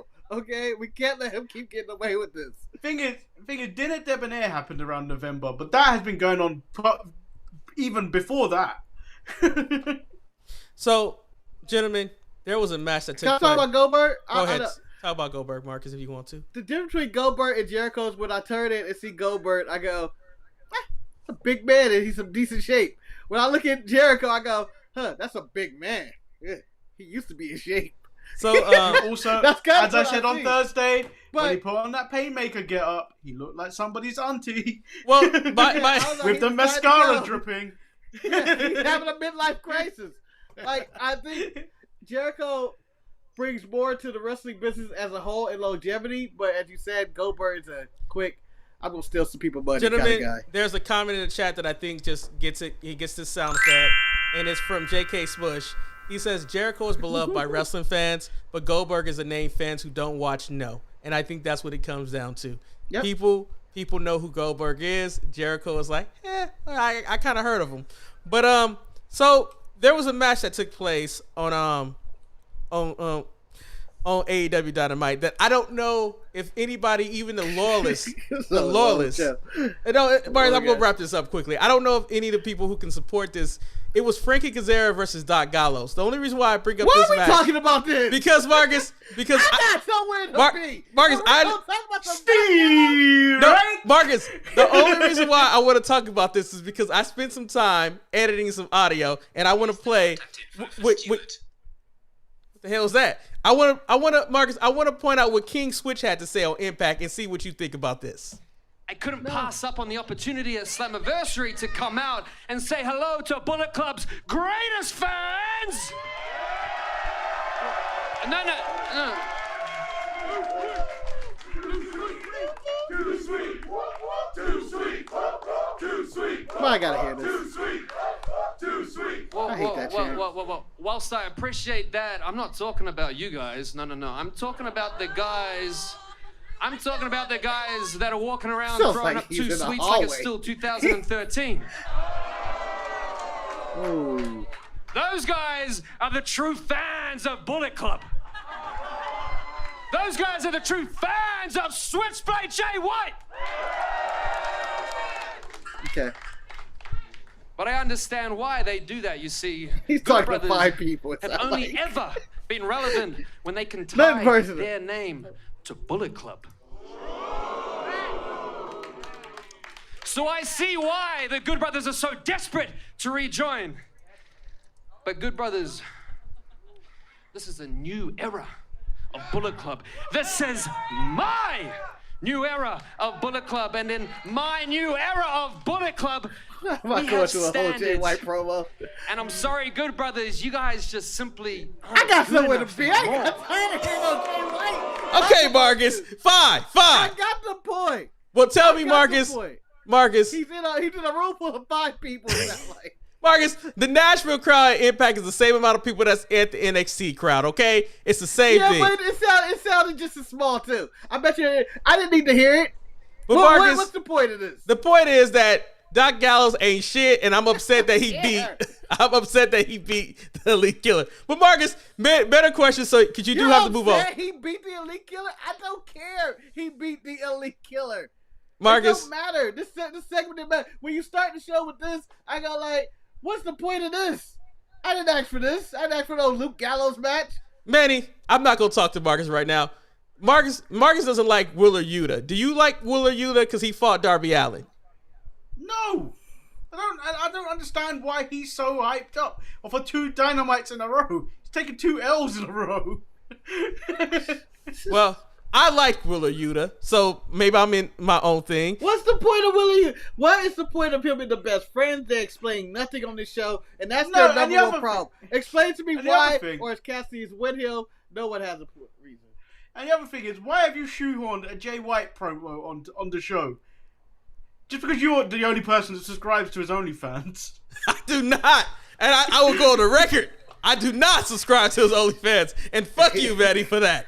Fuck you. So, since we need to speed this up, let's talk about things that are actually relevant on AEW Dynamite. We didn't spend 5 minutes talking about Luke Gallows and Kazarian. You got no point. To make I didn't. other than that But happened. Betty is right. When he's, I just got a way to shoehorn King Switch in there, but whatever. So Andrade tried to recruit Penta and Ray Phoenix away from Pac. Marcus, Why didn't they just leave? And Chavo Guerrero's there now. How did you feel about that? Again, I'm gonna say this is how I felt about that. I went, ooh, Chavo. That's the only thing that went through my mind. And when Pac was talking, blah blah blah blah blah. When Andrade was talking, blah blah blah blah blah. When Chavo started talking, I was too distracted by amusing myself, going, "Ooh, Chavo!" 90% of the time, that I missed everything went over my head. That I didn't even realize that he was trying to turn Penta and Ray on them. And when this was brought up to me on the show, I immediately went, "Man, they should do it. Just turn on Pop. He's not there half the time." Manny, what about yourself? I even said this on Thursday, that the only person that realistically could be understood clearly was Chavo in this segment. Yeah, it was true. Even Pac couldn't be understood properly because he was speaking in his thick Newcastle dialect. We're talking about family, $5, family, and brotherhood. $5 to my name. What are you talking about? This whole segment was like a train wreck waiting to happen. Yeah, and It wasn't bad. It wasn't bad. It I wasn't. didn't mind the segment. It's just that I think I was in a boat that they should just turn on. But I think, as El Luchador says, Andrade versus every member of the Death Triangle is actually some good matches. But at the same time, it's like, do I really want this? And I understand why Chavo is there, but it's just. I want to stay tuned. I think I prefer to have this matchup rather than Legado del Fantasma versus Hit Row. I'm not happy about that because I think my crew is fighting behind right now to Hit Row. So the main event was a death match. Manny, did you like the death match? Oh no, I thought it was ridiculous. I cannot watch someone. I cannot watch someone repeatedly get stabbed in the head with a fork numerous times on different spots. You do it once. You don't do it 3 times. Wow. 3 different periods. So, Manny, I'm a person, I do not like death matches. I do not like this hardcore stuff either. And for what it was worth, and I put all my biases aside, I saw what they wanted to accomplish. I thought that what it was. What side do you put them on? Where do you put your biases when you're not using them? I mean, it's hard, man. They sit right there. They be weighing me down. They weigh me down, man. I Put my bias coat on. I thought what they did was interesting enough to a point where actually I was shocked that Lance, the Murder Hawk, won this match. And I was intrigued by Ukulele. Is that his name? Or Ukulele? I'm not really sure what his name is. Ukulele going against Lance Archer next week. But Marcus, what about you? Did you care for this death match? Well, as I brought up on Thursday, for these death matches, once you bring a fork in there, it always begs the question to me: just grab a knife, just grab a fucking knife and stab him, or a gun, yeah, or a gun, or something like that. It's no point. It takes me out of it because, like, there's one thing for in the wrestling world, a steel chair, and even now the kendo stick to be used. But once you bring in things that stabs people, like knives or forks, it's like bring a knife. Why not bring a gun? Yeah, so I asked. It seems like that's where it gets to. Solid match, whatever, but I could care less about a lot of it. So I asked Marcus on Thursday, Eric, what does New Japan mean to you? Like, when I say we're about to watch this New Japan match, what are you expecting? I expected like a 60-minute match of like just insane grappling and wrestling, like strong style professional wrestling. That's what I expect. Go to a table and so when I put on this IWGP US title Texas Death Match, is it clear for me to say that white Americans ruin everything? In a way, yes. I wouldn't say that the perception of the American style that we need to have gimmicks in order to have a successful match going on. And I think in the chat room, J.K. Smush said something that I mean, it does resonate me, and it's a question I was going to bring up, but we have to be considerate of Marcus' time. But he says that this main event was actually for somebody else's belt, another promotion's belt. How do you guys feel about this so much intermingling going on between all these promotions, excluding the E? Manny, I'll go to you first. Do what they want. If they want to start up their territory system again, do what you want. But, like, you got to start moving it to just a rolling champion. You can't just have you can't just have multiple champions going off into different promotions and stuff like that. You just got to have one belt to rule them all. Marcus, what about yourself? What I didn't mind that this is John Moxley is their current probably biggest star in their company, allegedly. I don't know. It's probably Sting or something now. I don't know. I honestly don't know who their biggest star is. I didn't even bring up Sting and Orange Cassidy. Fuck that shit. Yeah, but he is a main eventer. I had no problem with this being belt. I do have a problem though with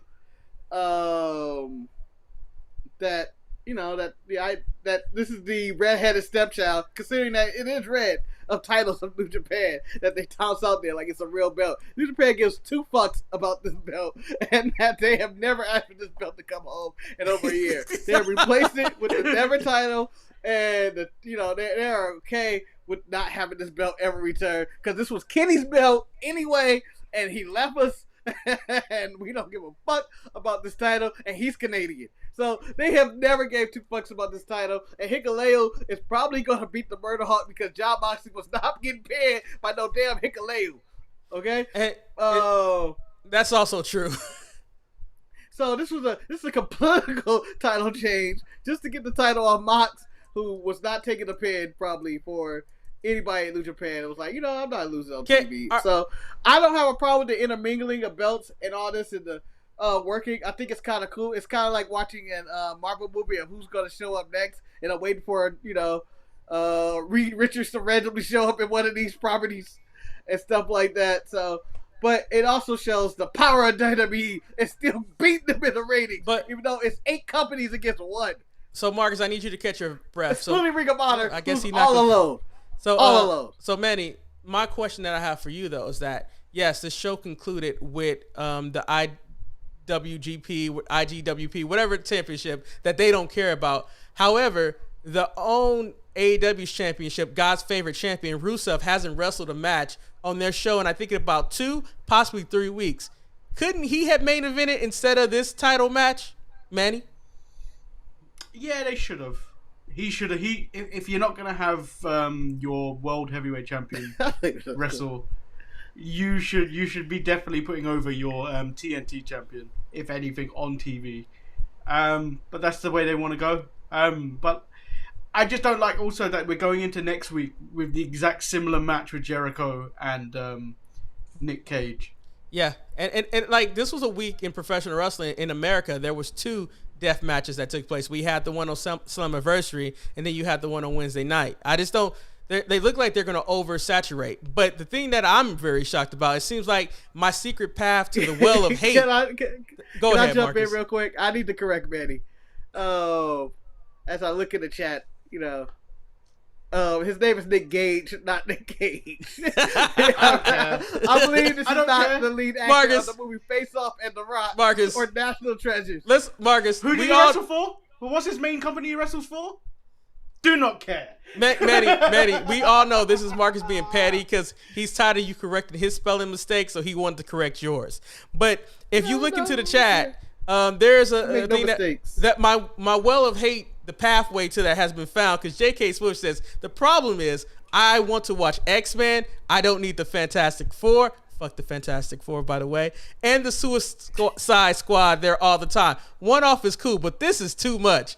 Do you agree that there is too much outside noise coming into the AEW doors? No, it's just there's too much Good Brothers. There's just too much Good Brothers. That's it. They're on there too many times. If they weren't on it nearly enough, I don't think I would have that big of I would have a big of a problem with it. Because yeah, the New Japan title is there, but it's only there every now and then, where you have someone coming in to fight for it. But it's when you see Carl Anderson and Luke Gallows there all the time, it's just like, oh, get out. But man, even when I watched Impact and I saw Luke Gallows and Carl Anderson, and I was like, fuck, I know why WWE let you go. I mean, that's what made the promo that Switchblade cut mean so much more because, yes, they are just trying to ride the coattails from 2013 when they were in the Bullet Club because they are not really relevant. They are... It's sad. I can't even say it's a fall from grace. Okay, let people make their money any way they want to make it, Harry. Okay, as long as they happy doing it. But you know, Slammiversary put me to sleep as well. The whole thing about this cross mingling thing is that it does kind of blur the line of who is the what does your title mean when you're fighting other people for their titles and stuff. Because if you're equal to, let's say, and I'm going to, you know, I believe Rich Swann was the person Kenny beat. Kenny is a far superior to Rich Swann. He shouldn't be able to go back and forth, whether it's Sami Callihan or Rich Swann. You're AEW. You're the best wrestling in the world. You know, this is just me saying this. It should be me. This is me watching. If Roman were to go into any of these promotions right now, I feel like he was in my company, he kills all of you guys. That's the way I'm booking it. Because my title means that much to me. I'm not having him going equal with Marco Stunt or whatever's going on out there. So let's jump into NXT, where the only match I felt that was worth a damn talking about was Raquel Gonzalez versus Xia Li. Raquel killed Xia Li. Hold on. What, Manny? Talking about Diamond Mind. I'm not talking about Diamond Mind. Manny, I'm not. I told you. Until that Asian man wrestled, they are dead in the water to me. Dead into the water. I'm sorry.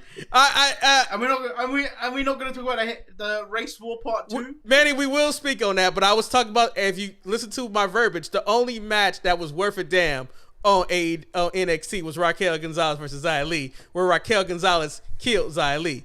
And the question I have for you guys is, who will stop Xia Li? Who are they building to be the force, the wedge that stops her growth from being top? That's not going to be Vince. Marcus, I turn to you. Stop Xia Li. I'm sorry, stop Raquel Gonzalez.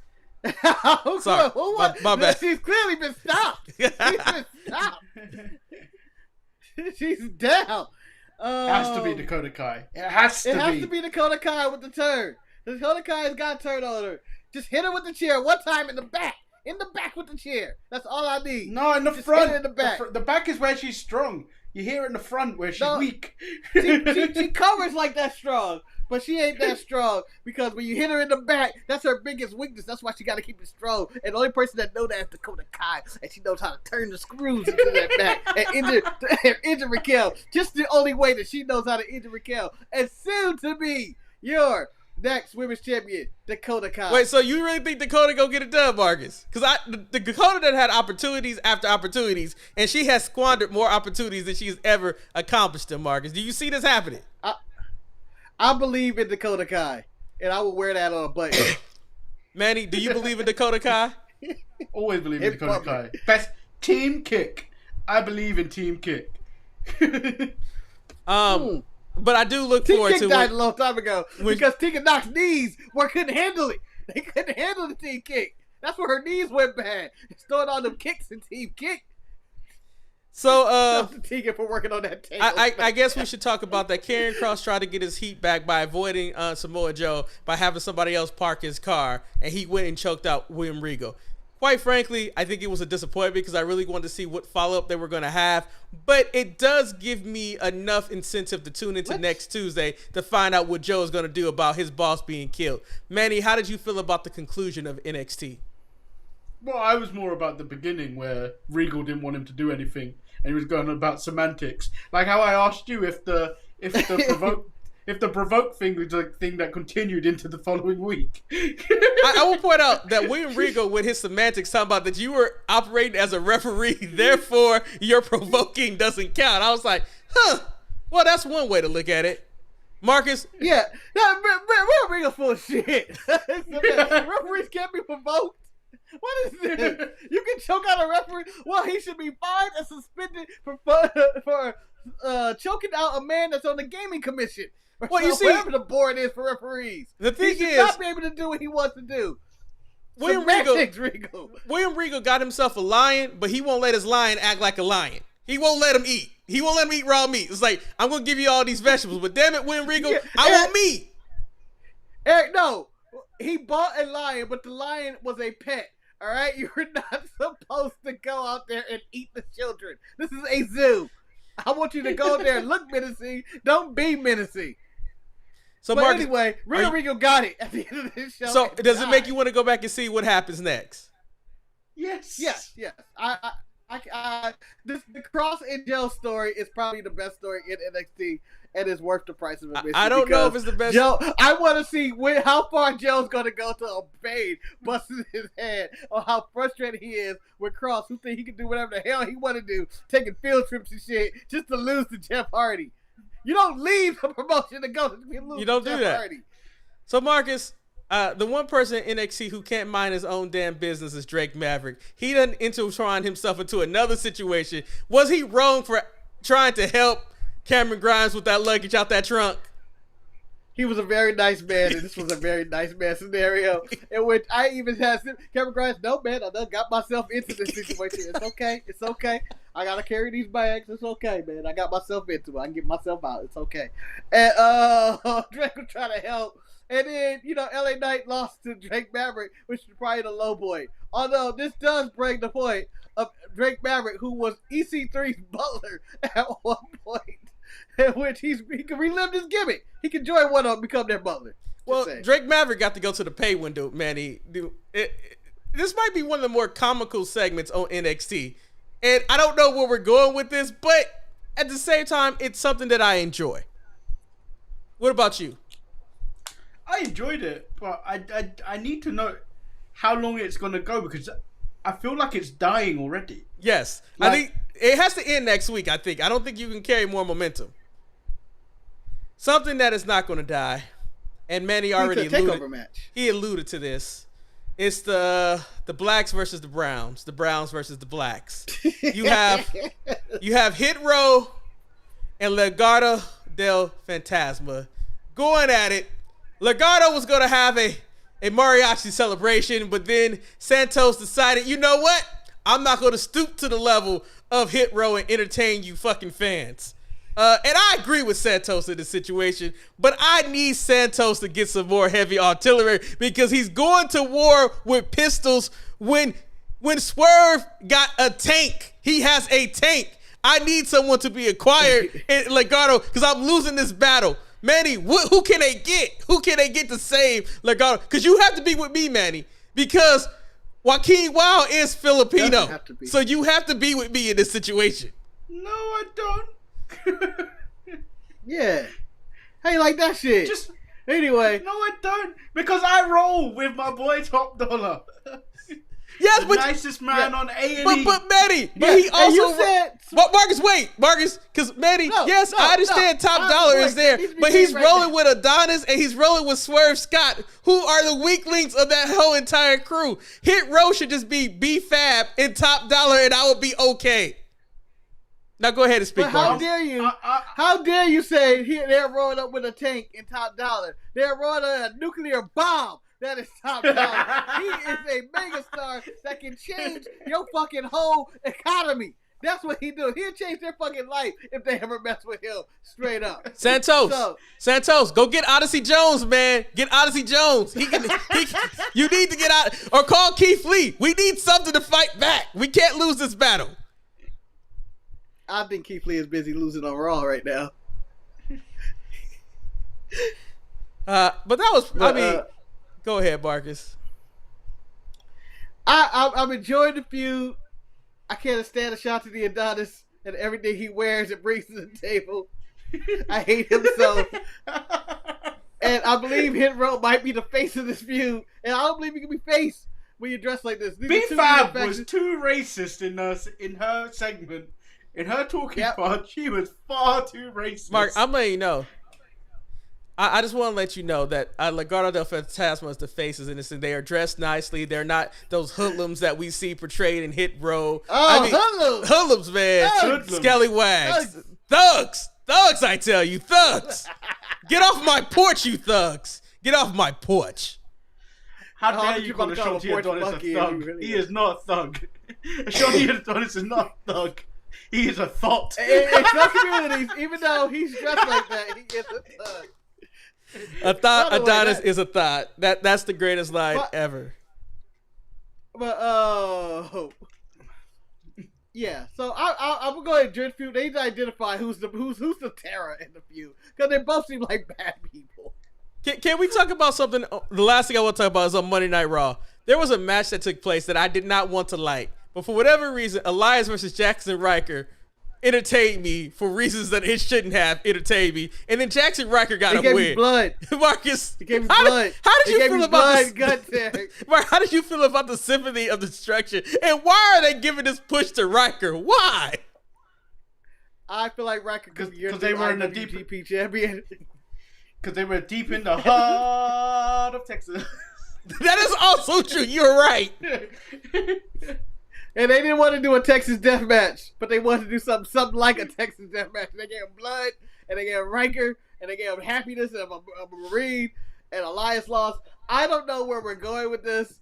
I don't think Riker is going to become some mega star, but I'll tell you this, at this point, I would like to see Riker versus Sheamus fight to the death, and I don't know why. I just feel like that needs to happen. That would be actually a really entertaining match. Riker's about to become the new U.S. champion. I can see it happening. I could also. Manny, how did you feel about... I'm on the dark cloud that just flew over my house. Oh, no. Somewhere Hulk Hogan is really proud. How did you feel about the return of Keith Lee to answer the open challenge of Bobby Lashley? I thought, oh, snap, he's back. Fresh out of prison. But then I saw the backlash on the internet. And then I was just like, this is interesting. Because it could be going somewhere. Like, I don't feel like he's fully buried. Like, people, wrestling fans tend to throw the term buried out very quickly. I don't think he was buried. I think there's more to it. I think, especially with Bobby Lashley saying no to Goldberg on Twitter. I believe there's more to it, and I think what I heard coming out of it wasn't just a one and done kind of thing for Keith Lee. He's back now full time. So there has to be something to it. The thing about it was that at on face value, he didn't get buried. He actually held his own against a champion that's fairly dominant. On top of that, I feel that this is a good opportunity because MVP said that they're in the business to get back into hurting people, and Keith Lee being associated with the hurt business, possibly being Bobby Lashley muscle, so he doesn't have to get his hands dirty all the time. It's also something that intrigues me because, make Goldberg earn the match. Make him earn the match to fight him. Marcus, was Keith Lee buried in your eyes? Was he given the shovel? Keith Lee's been dead, all right? Oh, wow. Died. Keith Lee's been dead. He's been dead since he came to the main roster. He started wearing the doublet. He's been buried since they changed his music. Yes. He's been married since he's dropped the North American and the NXT title. He's been dead for years, guys. It is over. Vince sees nothing in him. And he had this match with Bob, and then Goldberg came out. That only means, if you want to know what's coming up next, Keith Lee is next, okay? Goldberg is going to spear Keith Lee, and people are going to be really upset. But it's going to happen. But Marcus, I think that a good example of that, anything can happen in WWE, and you can bounce back even when you're at the bottom. That would be a good example of Nikki Cross, a.k.a. Nikki Ash, because she had one of the better moments of the week when she was able to defeat the evil Charlotte and become the new Raw Women's Champion because she cashed in her Money in the Bank. I take offense to everything you said in that sentence. Evil? Charlotte is not evil. Charlotte has done nothing evil. She only did what LeBron would do. Like, well, Marcus, the only evil thing she did, and Rhea did it too, was when they both pretended to be disabled. And because I know Marcus has to go, I'm going to read our one email. That's probably an ad, but I'm going to read it anyway. And then Marcus, you can be on your merry way to go to sleep and go to work, my brother. And then I can go find me something to eat because I'm hungry. So the email goes like this. I don't think we needed any of that information. It's the guy. I had a Mr. Beast burger. It was so nice. It's the guy that likes to watch cartoons with his kids, the guy who sometimes wears a hat on his head, the guy who watches anime and other stuff too. It's the Disman's folks doing the do. What's really good, Sharpies? What's really good? First of all, I want to plead my case to his lordship, Manuel Hayes, and Marquise L. Grand Finale. What am I asking is that you guys please upload the audio to the Untitled Manny and Marcus show that airs Tuesday and Thursdays on the Sharpshooter Network on YouTube. The honest reason is because it's easier for me to listen at work because I can't watch videos at my job, but I can listen to stuff all day. So please do me a solid and allow us to enjoy the audio of the Sharpshooters audio feed. Manny, Lord Manny. First of all, that's all I needed. All I needed was someone to ask. You know, honestly, let me be truthful with Manny in this situation. He said that on numerous times when we were supplanting the Saturday show with audio from the Untitled Manny and Marcus show, he said it. If anybody asks for the audio, I will give the audio so we can upload it. But no one asked for the audio until this day right here. So it'll be very interesting. It will be interesting to see. Now then. No one wants the audio. Going back, now then, the main reason I'm writing is because I have 3 questions for you guys. The first question is, do you think both companies lean too far to one side or the other? I mean, it seems like WWE has too many cool bad guys and AEW has too many cool good guys. Manny or Marcus, who would like to tackle that question first?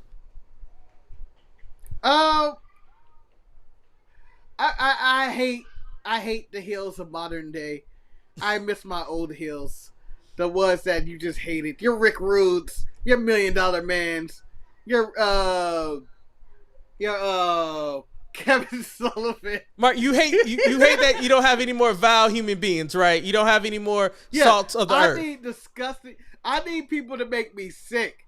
Everybody else is trying to be cool and nice, sell their fucking t-shirts and, go along with everybody, play well with others. No, I need sons of bitches. That's what I need. Marcus, I need people who you just hate. I need a Hulk Hogan. But okay? Marcus, real Hulk Hogan. Marcus, I'm going to stop you there. Hulk Hogan. I want to stop you there because Roman is that son of a bitch. He is an asshole. Everything Roman says, he's saying it as a bad guy. But you tend to cheer him, Mark. Cool, he ain't said nothing that says, you know what? He real. Is he not real though? He real. He real. He's just being real. Maddie, how do you feel about the just being real. too many faces, too many heels statement? There's not. I think. Did he say that there's too many good faces in AEW? I think it's the reverse way. I think it's too many heels in AEW and too many faces in WWE. In my opinion, it's hard to tell a lot of the time in AEW who's face and heel at the time because they flip very quickly. Sometimes because they're off Dynamite for a while and then they're just like, oh, he's a bad guy now. I'm like, okay, cool.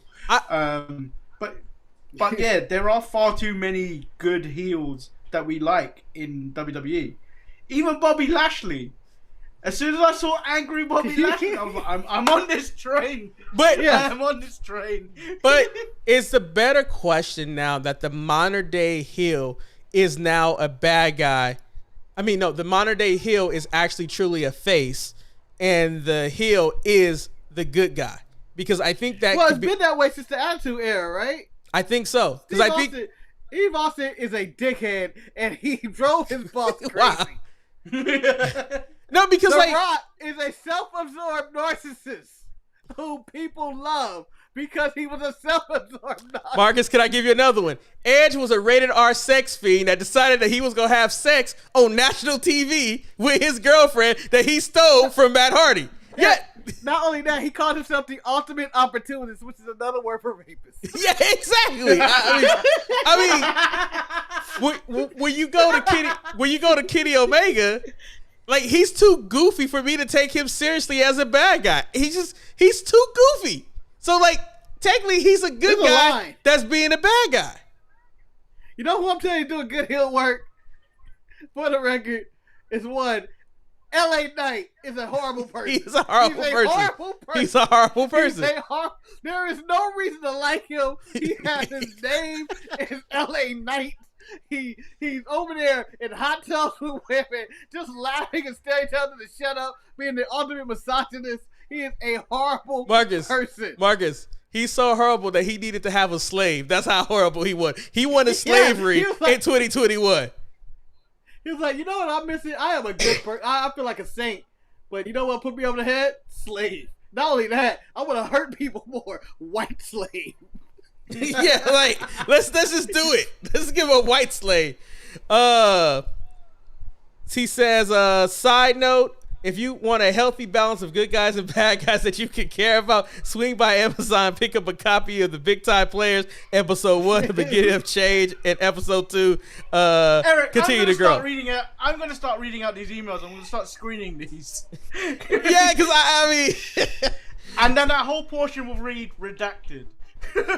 Speaking of the AEW books, I think I found a way to incorporate all 3 hosts into my next book. Big Time Players, episode 3, Card Subject to Change. Oh yeah, I'm open to suggestions, by the way. I mean, if you have a company or a character that you want to appear in an upcoming book, let's talk about it. There may even be a way for you to get paid for it. Basically, I'm trying to build a wrestling universe, and I want as many people as I can to be a part of it. My final question also has to do with fans. The question is, why don't we as fans share what we like anymore? I mean, it seems like no one shares a clip or a video that they thought was cool, but will quickly share something that bothered. Oh, look at this dumb thing AEW did. Oh, look at this thing WWE said that contradicts something they said before. Where is the joy, love, and passion for pro wrestling? Or is it just cool to bash wrestling now? Anyway, Sharpies go. I'm going to go, but you guys take care. And remember, sometimes you have to get lost to find yourself. That is the slogan for Motivational Vacations, which can be found at emersoncotton.intellitravel.com. Later, guys. This minute I can answer this question. Good shit don't get views. Negative, controversial titles, that's what get the views. And everybody is searching for views and like. Am I right, Manny? Raise your hand. No, I post something well nice this week of that kid reacting to John Cena returning at Money in the Bank. And then I used it as a form of hatred of calling out those men over 30 shooting hate at John Cena. When, look at that reaction from that kid. That kid was fucking ecstatic. And I forgot, Manny does not sell hate for views. He sells sex for views. That's where his views are at for the Untitled Manny and Marcus show. That's where No. I'm doing sex bait. Yes. That's different from selling sex. No. I'm luring you in, and then it's just me and Marcus talking. Wow. But ain't nothing more sexier than that.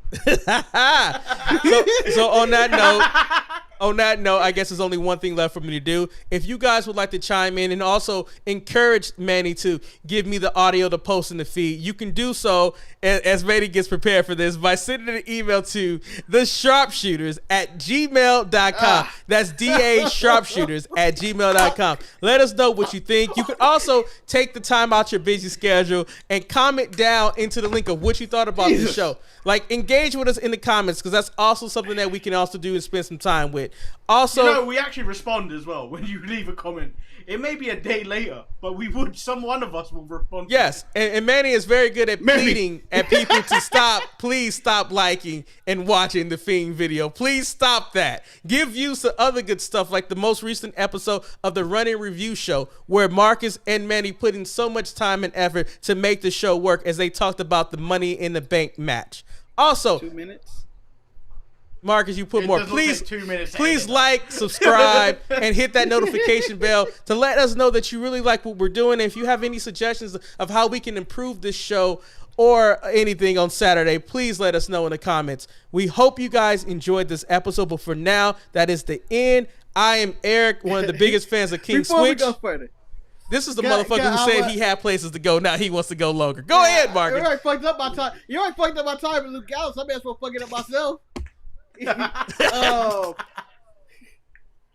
The one in review was an excellent edit. It was fun to watch the show. But one talk about effort.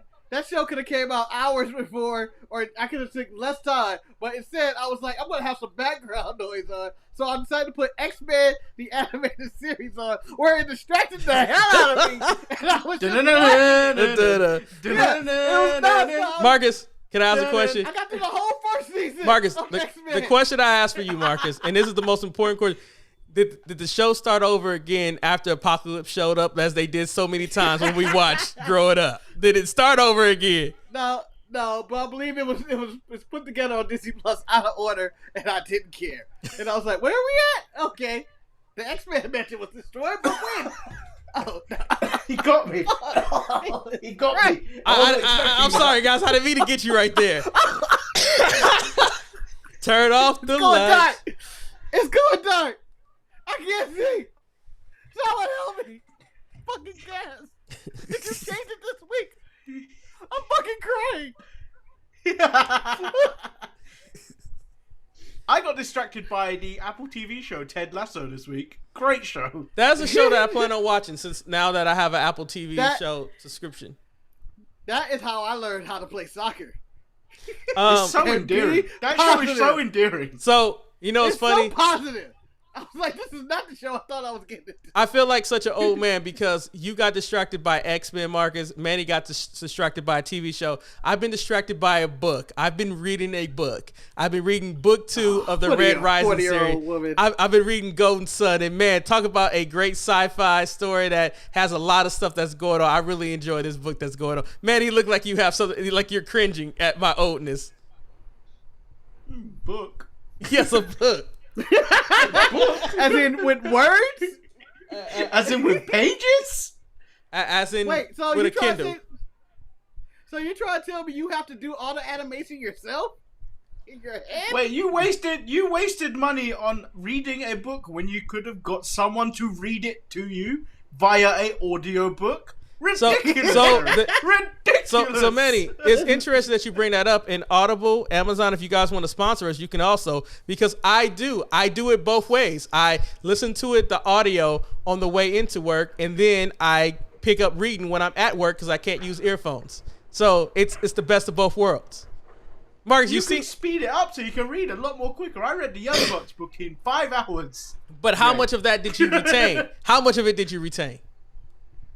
I got 90%. Quite a lot, because Matt Jackson was repeatedly an arsehole in this book. Yeah. He's like, we just did what we want. We just did what we want. They told us we should do it. I just did it that way. They like, hey, do it. No, I do it this way. Yeah, but check out, if you for guys... that book review, read the last, 3 chapters is the part I was into, and I feel like that should be the start of whatever book that started at. Yes, I'm more intrigued about the start of AEW and them trying to sign with Triple H and all that than I was about their coming up. So if I might be the only one that reads, but if anybody has any good book recommendations for sci-fi fantasy series, I'm here for you. The Bible. No, not the Bible. I can't get past the first 2 pages of Genesis. Just can't. I you tried. Need Jesus. I tried. I've tried. Jesus, Eric. Jesus. Get to when Jesus come in. He changes the game. And I think my friends tell me I need to check out Demon Slayer. Yeah. Demon Slayer on Netflix. It's supposed to be a really good anime show, but I haven't because I've been reading. But you're leaving out the debut of Jesus in the New Testament. The fucking reboot of the Bible. You want to talk about all time and reboot and stuff? They rebooted the Bible. The New Testament. Ain't that old shit. We have offended so many people right now, but I do not care. But Manny, at the same time, I don't know how many people made it to the hour 50-minute mark of this show. So the only people who will be offended is the audio listeners, because even though you put out a message last week, if you made it to this far into the show, please email in. No one emailed in, so it's confident to say that no one made it that far. Are you going to put it in the book form, man? We can put this in book form, in written form. I honestly thought your show, because it was 3 hours last week, it would go higher because some people would stop it and come back to it. But clearly it didn't. No. I understand where I live in the dichotomy of this channel, that I am the C show when it comes to what's on this one. I'm okay because all I do is get to have fun with my brother and my friend Manny. What's the B show then? All the other shit that you guys put out, like the run a review show, stuff like that. I was like, I was. It goes Untitled Mania Marcus, all the other shit. Yeah. Shit, I might be the D show for all I know. Yeah, but the Untitled Mania Marcus show yesterday, when I checked it, was at 50 views, and it's just skyrocketed to 130 this morning. So at the end of the day, you know what Roman Keep said. on fighting. What Roman said, that technically I'm the missionary position of the podcasting universe, because we just basic same, nothing's out of the ordinary. If you guys want a little bit more excitement, you need to check out Tuesday and Thursday, because it's instantaneous reactions. And on Tuesday, Marcus is half dead when he records. So so am I. Oh, well, shit, I didn't know. I just know Marcus is half dead. And J.K. Smush, shout out to you for making it this far. And I'm glad that you weren't offended about Manny trying to make me learn about Jesus. Not learn about Jesus. I'm talking about the return. I'm talking about the debut of Jesus, the return of Jesus, hot return after. Are we talking about Jesus from Los Boricuas? My favorite is the Jesus Strikes Back. Are we talking about? Are we talking about Jesus from? You know what? I did read those Left Behind books for a minute, and I stopped. You know, Jesus Strikes Back. We mean Rapture? Shit. I think that we have went too far, and on that note, we need to end this show. I hope you guys enjoyed this episode 740 of the Sharpshooters Wrestling Podcast. Like I said, you can check out Manny and Marcus every Tuesday and Thursday on our YouTube channel for the Untitled Manny and Marcus Show, where you can get instantaneous reaction of what's going on in professional wrestling. Also, you can join us on Saturday, as you already have, where we can just have a good get-together, a good chat, where we all talk about stuff.